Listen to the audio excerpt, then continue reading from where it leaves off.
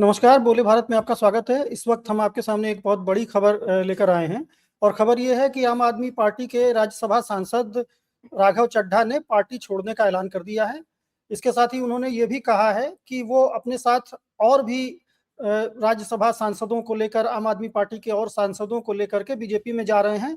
बल्कि उनका दावा तो ये है कि 2/3 सांसदों के साथ वो आम आदमी पार्टी के संसदीय दल का बीजेपी में विलय करने जा रहे हैं।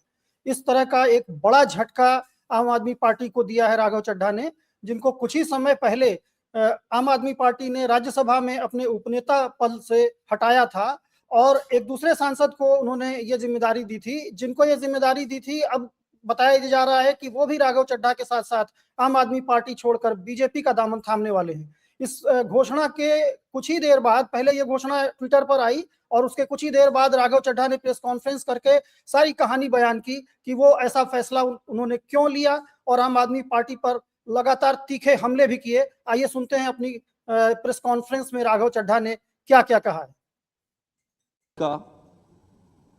जिन्होंने मेरी मदद की, मैं अरविंद केजरीवाल जी का भी बुरी तरीके से फंस चुकी कि उन्होंने मुझे और इसीलिए मौका दिया और मौका दिया तो ईश्वर साक्षी है, मैंने उन्होंने जितना मौका दिया उससे कई गुना बढ़कर काम किया। इसे एड्रेस करने के लिए आज हम कुछ साथी यहाँ इकट्ठे हुए हैं।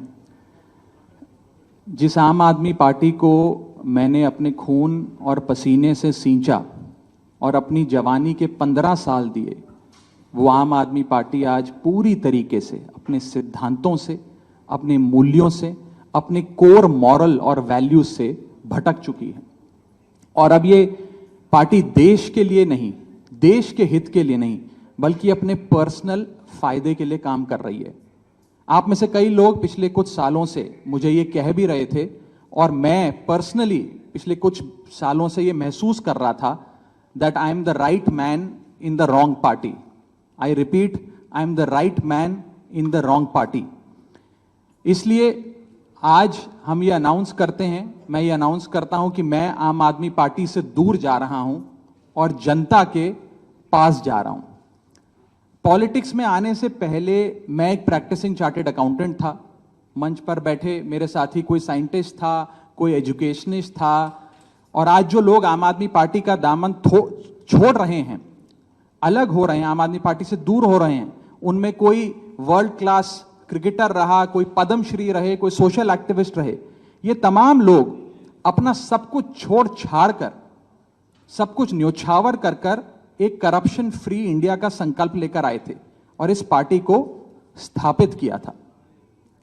मैं इस पार्टी का फाउंडिंग मेंबर था। मुझसे बेहतर आम आदमी पार्टी को शायद ही कोई जानता होगा। हम सब ने मिलकर पूरी कमिटमेंट और डेडिकेशन के साथ इस पार्टी को दिल्ली में स्थापित किया, पंजाब में स्थापित किया और देश के अन्य राज्यों तक पहुंचाने का प्रयास किया।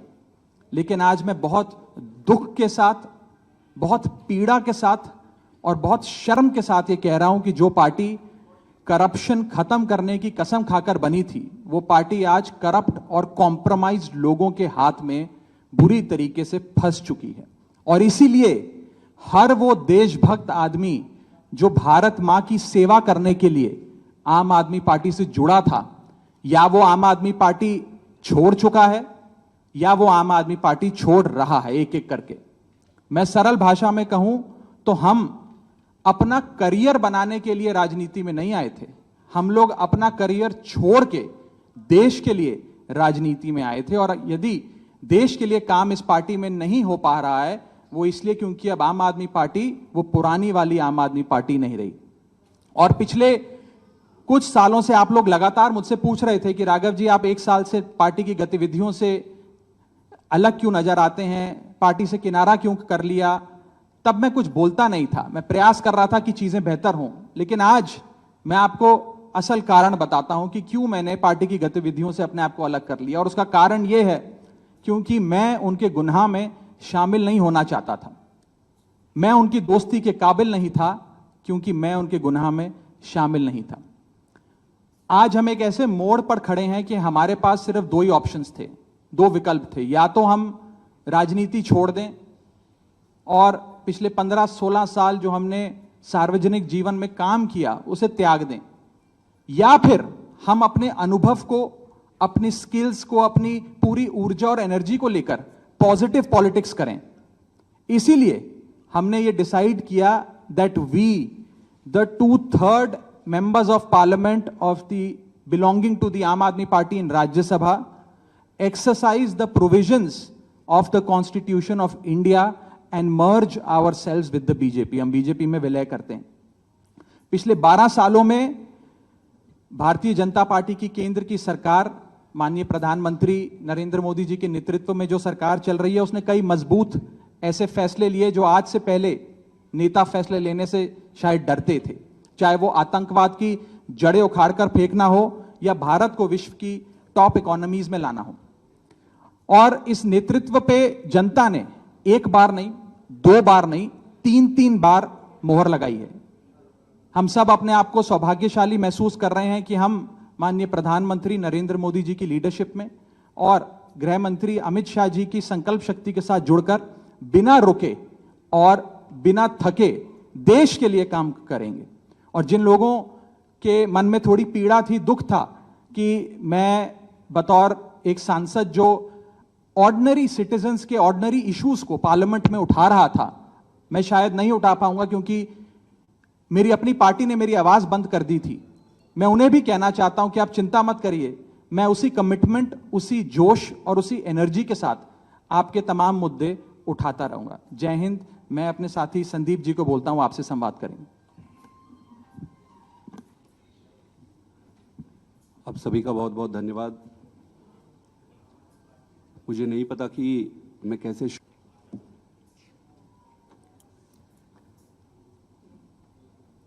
मैंने अपने जीवन में नहीं सोचा था कि ये स्थिति आएगी, पर ये आई। 10 साल से इस पार्टी से मैं जुड़ा रहा और आज मैं आम आदमी पार्टी से अपने रास्ते अलग कर रहा हूं। मैं एक बहुत छोटे से गांव से आया हूं, किसान परिवार से। मेरी यात्रा शुरू हुई पढ़ाई करते करते करते। मैं कैम्ब्रिज गया, ऑक्सफोर्ड गया, MIT गया, फिर इंडिया आके देश में आकर IIT का प्रोफेसर बना। अब आप सोचो कि इतनी पढ़ाई करने के बाद, दुनिया में इतना कुछ अचीव करने के बाद एक व्यक्ति क्यों राजनीति में आना चाहेगा? सिर्फ एक ही मकसद था दिल की गहराई से कि देश के लिए मैं प्रत्यक्ष रूप से कुछ अच्छा कर सकूं। और इसी भावना से इंडिया आया और इंडिया आके फिर राजनीति में जुड़ा। आप खुद ही सोचिए कि जिस व्यक्ति के पास पद, पैसा, प्रतिष्ठा सब कुछ था, उसका और क्या कारण और मकसद हो सकता है राजनीति में आने का? सिर्फ और सिर्फ देश सेवा ही एकमात्र मकसद था। पार्टी ज्वाइन करने की जब बारी आई कि भाई कौन सी पार्टी ज्वाइन करें, तो बहुत सारे पॉलिटिकल पार्टियां थी, बड़ी पॉलिटिकल पार्टियां थी, वेल स्टैब्लिश्ड पॉलिटिकल पार्टीज थी। आम आदमी पार्टी को ही क्यों ज्वाइन किए? ये जानते हुए भी कि पार्टी शुरू हुई है, पार्टी छोटी है, कहीं पर भी जाते, कहीं पर भी काम मिल जाता और आगे जीवन शुरू कर सकते थे। लेकिन उन सब के बावजूद आम आदमी पार्टी को चुना। क्यों चुना? वो इसलिए चुना क्योंकि काम की राजनीति, नई राजनीति की बातें कही गई और उसको लेकर आया गया। ये सारी बातों को सुनकर, इन सारी चीजों को देखकर आम आदमी पार्टी ज्वाइन किए। और इन 10 सालों में ईश्वर साक्षी है, मैंने खूब मेहनत की है। न दिन देखा न रात देखी, घर परिवार सब त्याग के, छोड़ के सब कुछ झोंक दिया। अपने लिए नहीं। आपने देखा होगा कि मैंने कभी भी अपने आप को आगे नहीं किया। बहुत सारे तो मुझे फर्स्ट टाइम भी देख रहे होंगे या फोटो में ही देखे होंगे। मैंने कभी अपने आप को आगे नहीं किया। क्यों? पार्टी को आगे रखा, अरविंद केजरीवाल जी को आगे रखा, और इतने लाखों वॉलंटियर हैं जो निस्वार्थ भाव से देश में, सच्ची श्रद्धा से देश में बदलाव के लिए काम कर रहे थे, उनको आगे रखा। मेरा सिर्फ एक ही मकसद था कि देश के लिए काम करना है। और मेरी ईमानदारी का, मेरी निष्ठा का प्रमाण मैं नहीं दूंगा, आम आदमी पार्टी का एक एक वॉलंटियर देने तैयार होगा, खुद लीडरशिप देने तैयार होगी और पार्टी ही देगी। दोस्तों,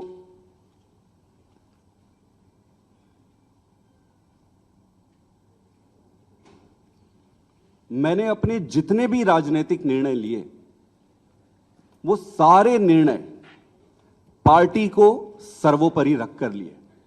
किसी भी व्यक्ति को भाई भतीजा जान पहचान, बहुत सारे रास्ते में दिक्कतें आती है, लालच आते हैं, प्रलोभन आते हैं। ईश्वर साक्षी है, मैं एक तपस्या के जैसे राजनीति किया हूं। मुझे मालूम है कि ये आज के समय में ये करना बहुत कठिन है। मुझे हर बार लोग कहते थे कि आप तो डूब जाओगे, आप चलोगे कैसे, अपने लोग बनाओ, अपनी टीम बनाओ, अपने आप को आगे करो। मैंने बोला यार पार्टी है ना, पार्टी को आगे करो। मेरे पास 3 रास्ते थे। पहला, इसी पार्टी में काम करते हुए आगे बढ़ना। दूसरा, राजनीति छोड़ देना।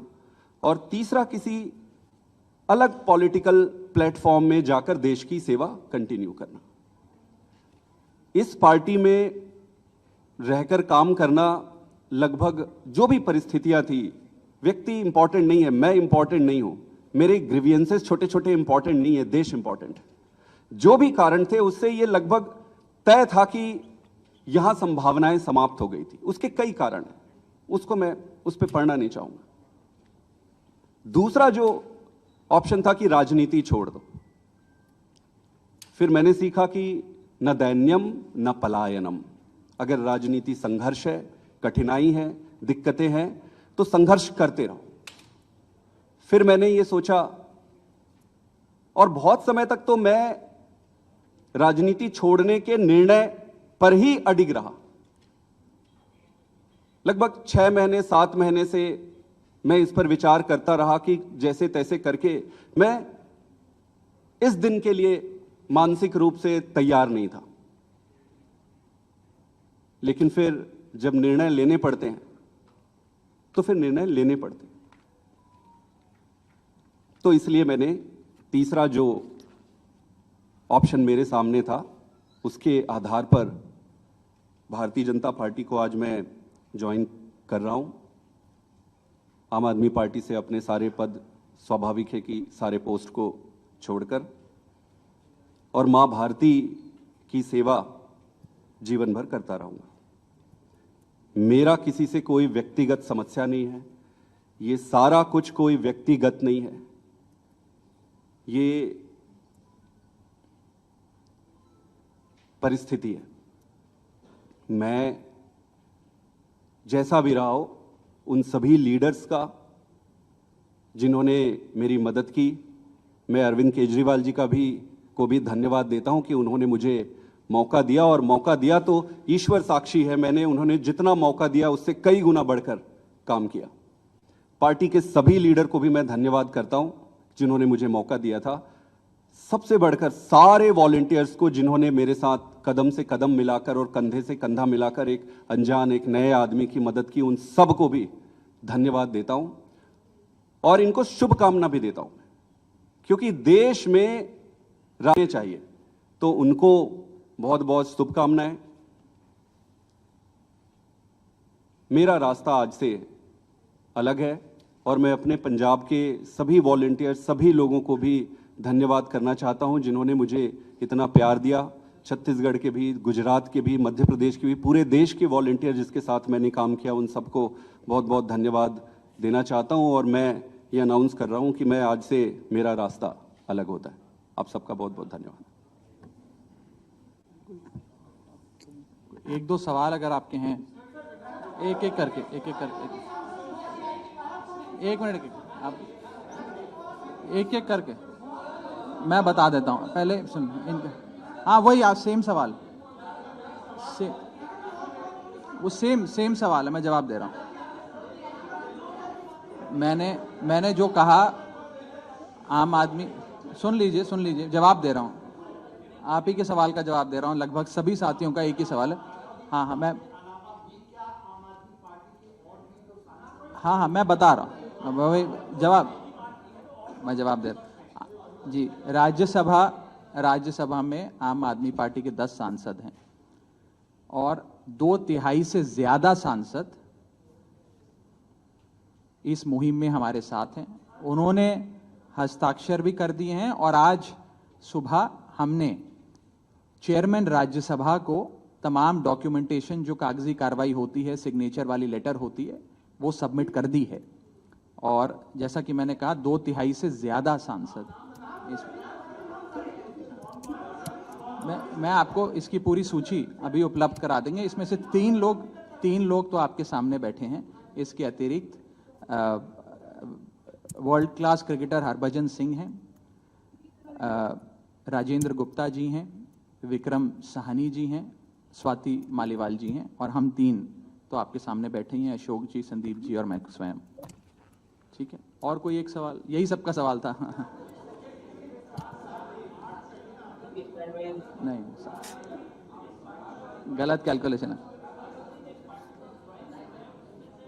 और अभी और भी हैं जो साथ आएंगे जी।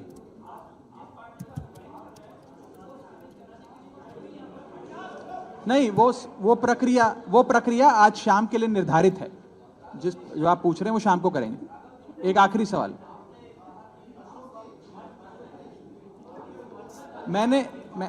मैं बता देता हूं। नहीं, आपको जवाब मैं उस पर आ रहा हूं। देखिए, कॉन्स्टिट्यूशन ऑफ इंडिया ये प्रोविजन देता है हम सबको अपना ये संवैधानिक अधिकार एक्सरसाइज करने का, जिसमें यदि 2/3 से ज्यादा सांसद किसी भी लेजिस्लेटिव पार्टी के यदि किसी दूसरी पार्टी में मर्ज होना चाहें तो वे हो सकते हैं। ये एक संवैधानिक प्रावधान है, इसमें कोई गैर कानूनी या गैर संवैधानिक।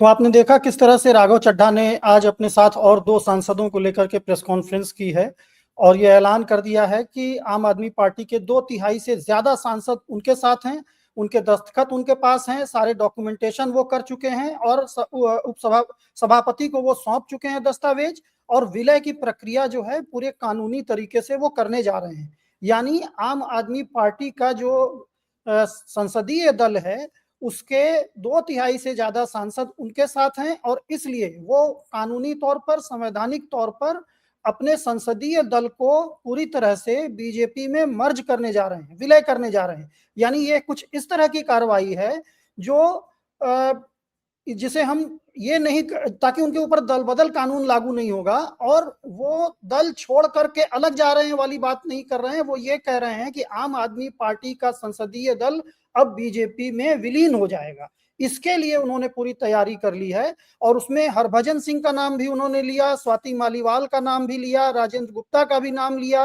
हालांकि ये लोग उनके साथ प्रेस कॉन्फ्रेंस में मौजूद नहीं थे, लेकिन संदीप पाठक उनके साथ प्रेस कॉन्फ्रेंस में मौजूद थे। आपने सुना, उन्होंने अपनी बातें भी रखी और उनके साथ एक और सांसद मौजूद थे, अशोक मित्तल, लेकिन उन्होंने कुछ प्रेस कॉन्फ्रेंस में कहा नहीं, लेकिन उनके बगल में बैठे हुए थे। ये वही अशोक मित्तल हैं जिनको आम आदमी पार्टी ने राघव चड्ढा को उपनेता पद से हटाने के बाद नया उपनेता चुना था, तो वो भी उनका साथ छोड़ गए आज। और ये तीनों तो खुले तौर पर प्रेस कॉन्फ्रेंस में शामिल थे और कह रहे थे कि हम अब मोदी जी की और अमित शाह जी की नीतियों पर चलेंगे और उनके मार्गदर्शन में काम करेंगे।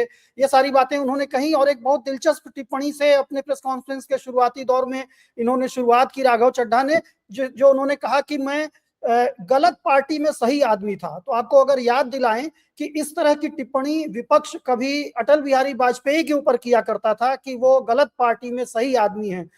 विपक्ष उनकी तारीफ करता था और बीजेपी को गलत पार्टी बताकर कहता था कि आप सही व्यक्ति हैं लेकिन गलत पार्टी में हैं। राघव चड्ढा ने आज ये उक्ति अपने ऊपर खुद से लागू कर दी कि मैं एक सही आदमी हूं लेकिन अब तक गलत पार्टी में था और अब मैं सही पार्टी ज्वाइन करने जा रहा हूं। और उनकी जो शब्दावली थी वो भी उसी शब्दावली के बहुत करीब थी, वही शब्दावली उन्होंने अपनाई जो बीजेपी के नेता, संघ से जुड़े हुए नेता अपनाते हैं कि अब मैं मां भारती की सेवा के लिए काम करूंगा, देश के लिए काम करूंगा, राष्ट्र के लिए काम करूंगा। मेरे सामने यह विकल्प था कि मैं राजनीति छोड़ दूं या मैं देश के लिए काम करता रहूं। तो देश के लिए काम करने के लिए मेरे सामने यही रास्ता था कि 12 साल से जितना बढ़िया काम मोदी जी कर रहे हैं, उनकी सरकार देश हित में काम कर रही है, तो वो अब मैं काम करने लगूं। तो ये पूरा खुल करके उन्होंने इस तरह का ऐलान करते हुए और बीजेपी में विलय की बात कही। दिलचस्प बात यह भी थी कि जब कोई नेता बीजेपी में शामिल होता है तो बीजेपी के भी बड़े नेता मौजूद रहते हैं और उनको माला पहनाते हैं और अपना गमछा उड़ाते हैं, ये सारा करते हैं। वैसा कुछ इसमें नजर नहीं आया। ये आम आदमी पार्टी के ही लोग बैठ करके उन्होंने ऐलान किया और शायद ये जानबूझ के भी होगा, क्योंकि इससे ये मैसेज जाता है कि ये आम आदमी पार्टी के भीतर से उठी हुई आवाज है, इसमें भाजपा का रोल नहीं है। और आम आदमी पार्टी से निराश होकर के, उसकी नीतियों से मोहभंग होने के बाद वो भाजपा में जा रहे हैं और उसमें से एक ये भी मैसेज जाता है कि यही एक सही रास्ता है। और जब एक आखिरी चरण का चुनाव बंगाल का होने वाला है, एक चरण का चुनाव कल हो चुका है, जो जिस चुनाव में बीजेपी सबसे मजबूत मानी जाती थी पहले चरण में, वो बीत चुका है और अब अगला चरण है जहां पे बीजेपी के लिए चुनौतियां बड़ी हैं। ऐसे में आम आदमी पार्टी के संसदीय दल के बीजेपी में विलीन होने का, मर्ज होने का ऐलान करके राघव चड्ढा ने बंगाल चुनाव से पहले भी क्या बीजेपी को एक बहुत बड़ा तोहफा दिया है, ये सवाल भी लोगों के मन में स्वाभाविक तौर पर आएगा। तो एक बहुत बड़ी खबर, बहुत राजनीतिक भूचाल लाने वाली खबर, कम से कम दिल्ली और पंजाब के क्षेत्र में, पंजाब में जहां उनकी सरकार है, जहां से सबसे ज्यादा राज्यसभा सांसद उनके आते हैं, वहां के सांसद भी, और जैसा वो दावा कर रहे हैं, अगर ये दावा सच निकला तो भाजपा के लिए, अरविंद केजरीवाल की राजनीति के लिए ये शायद अब तक का सबसे बड़ा झटका साबित होगा। इस खबर पर हम आगे और भी नजर बनाए रखेंगे, जो डेवलपमेंट्स होंगे वो आप तक पहुंचाते रहेंगे। फिलहाल इतना ही, धन्यवाद।